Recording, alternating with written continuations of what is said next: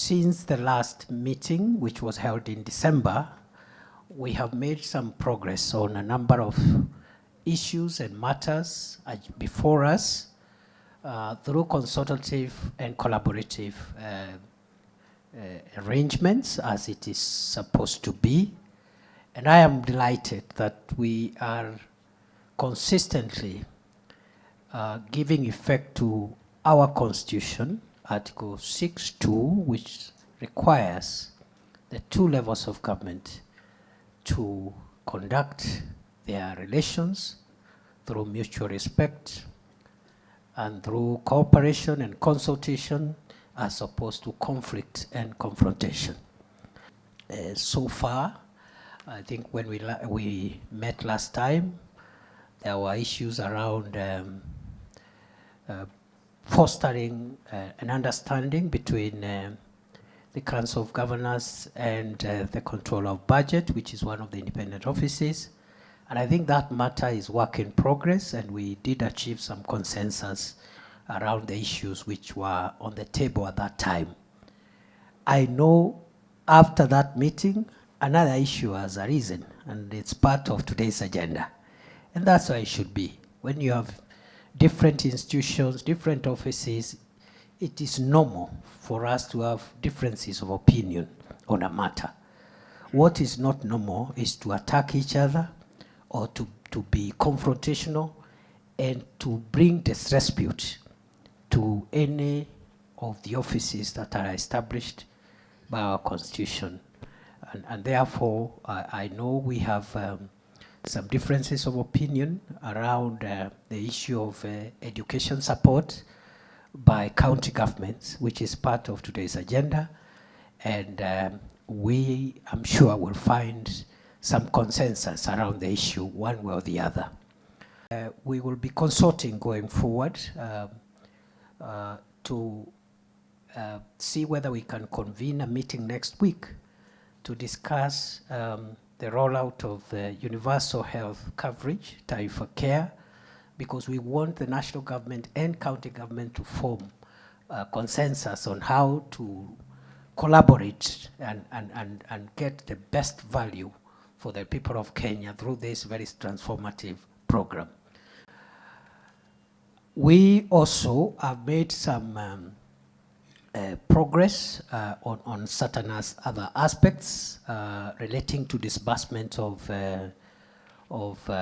funds. I think we still have some outstanding issues around disbursement, and I think the National Treasury Cabinet Secretary will be briefing us on where we are on that one, so that we can again make sure that counties receive the funds they require to be able to carry out their functions.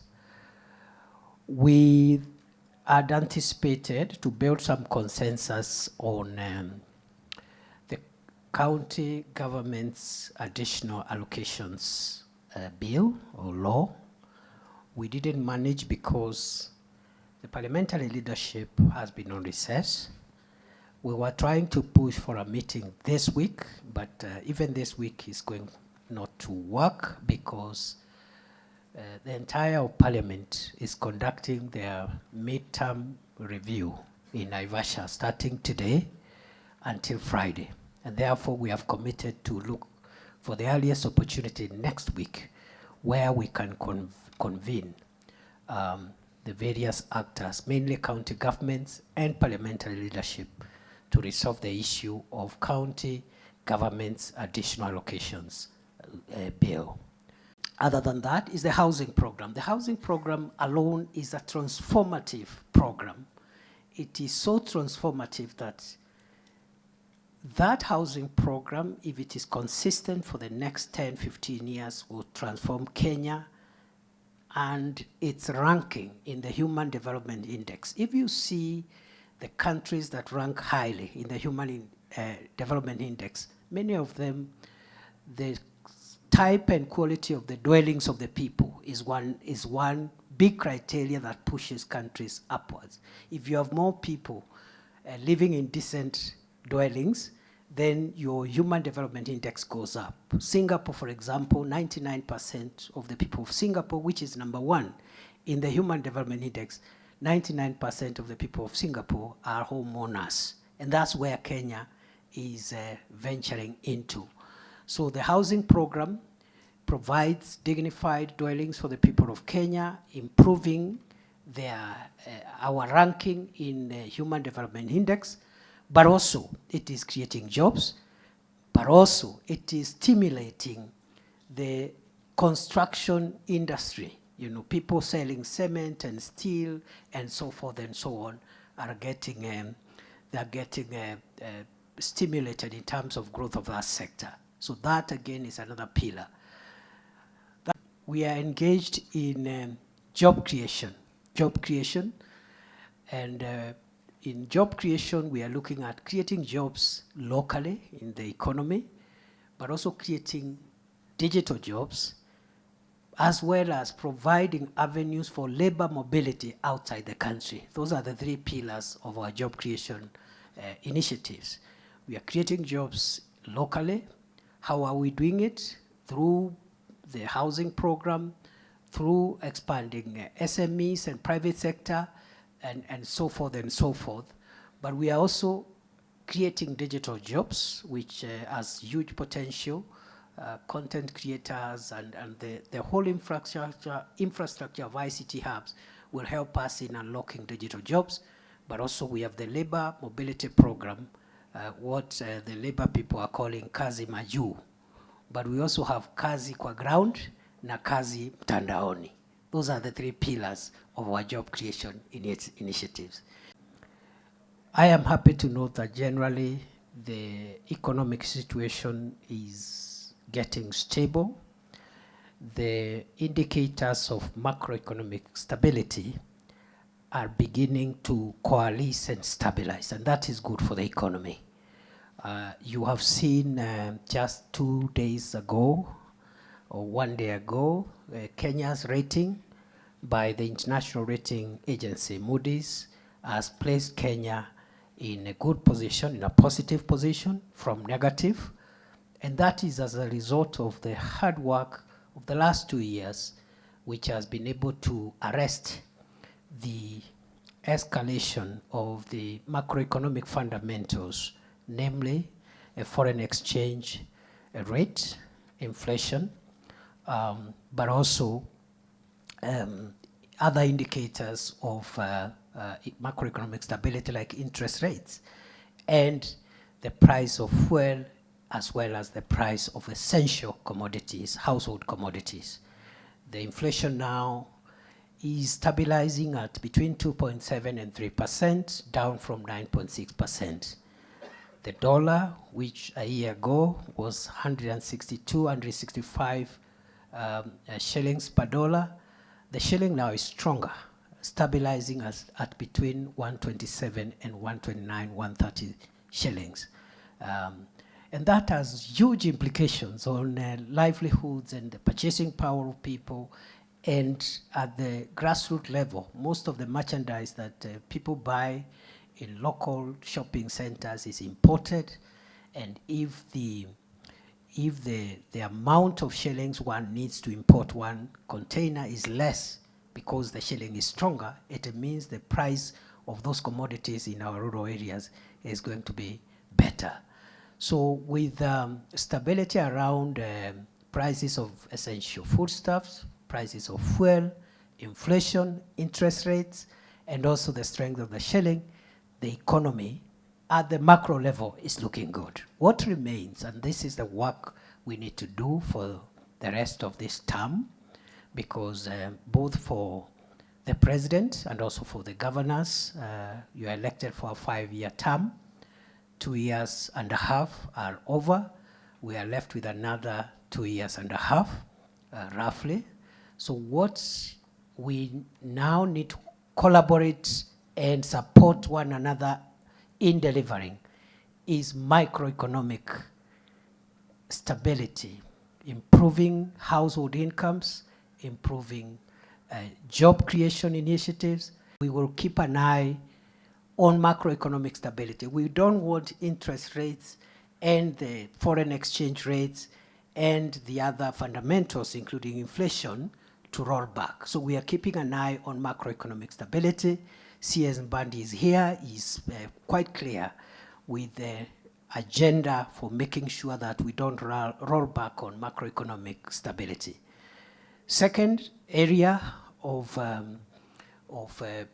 mutual and collective effort is the revitalization of the sectors where the key value chains that have the highest impact on the greatest number of the people of Kenya are situated.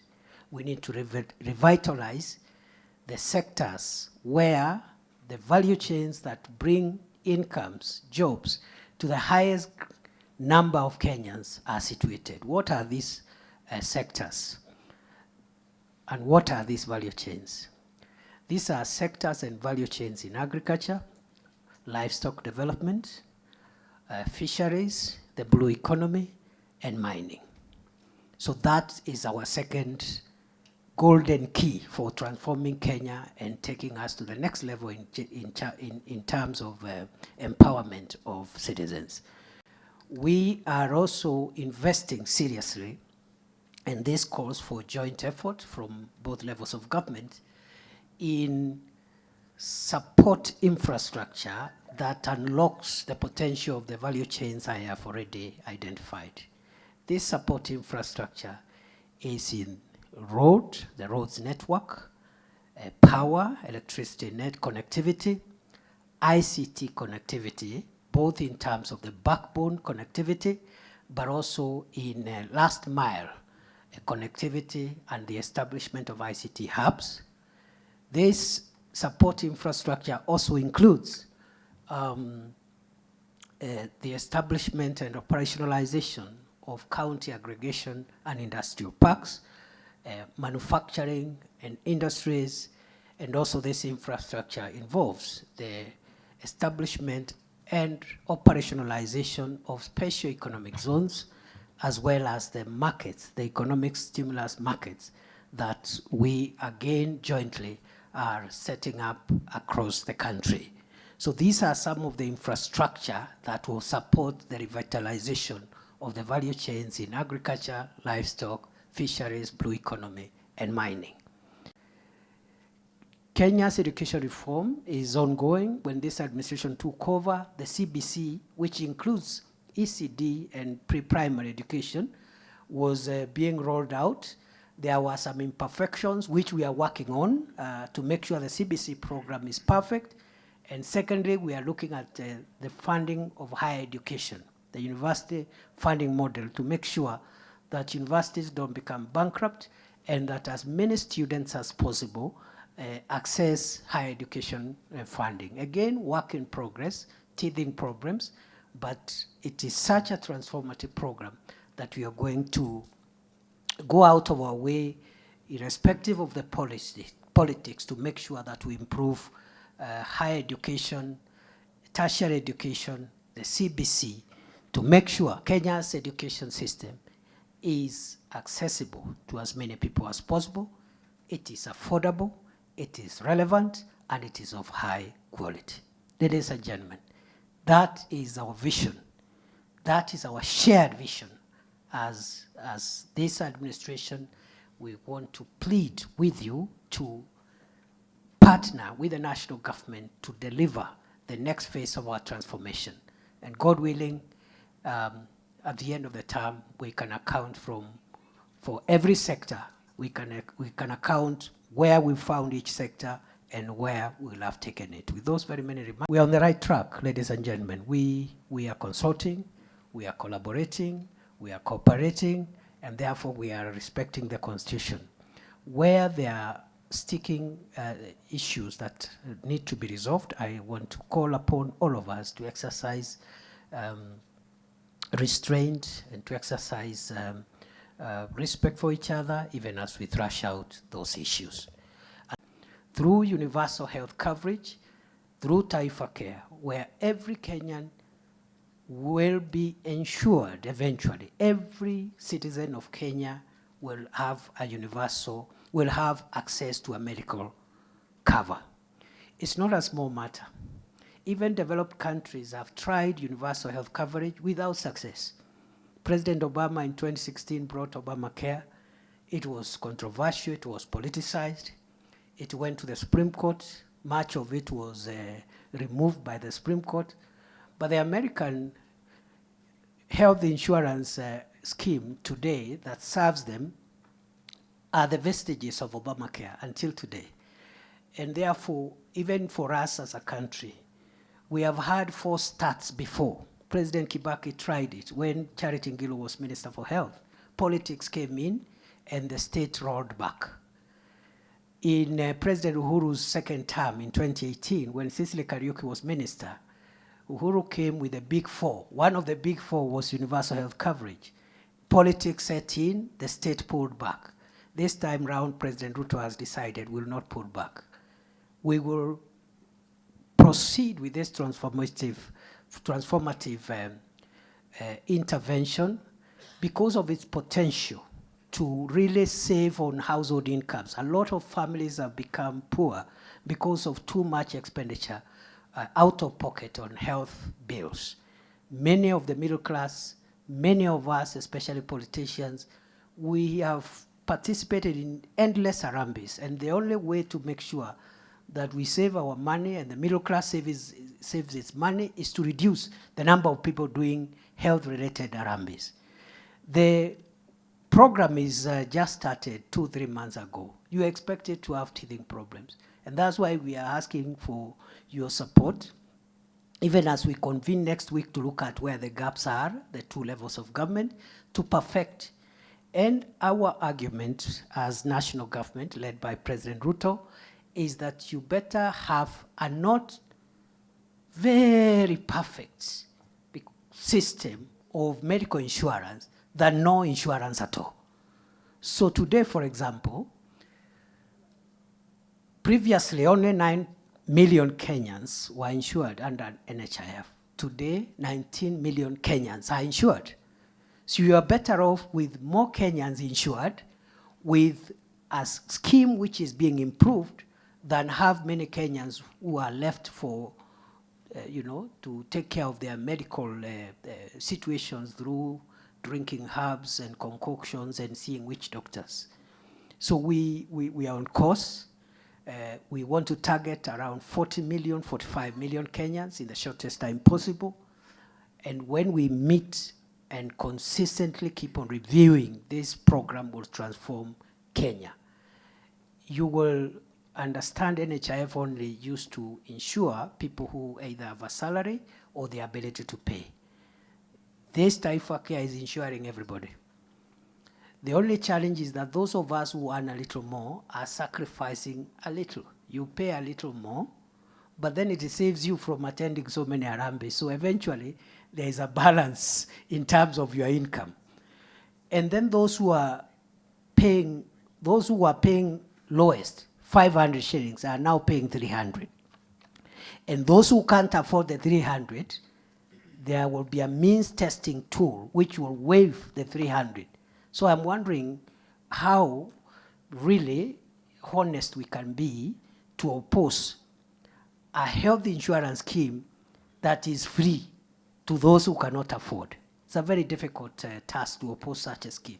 So we are going to partner with county governments and also through the National Equipment Support Program, which I think all counties have signed to.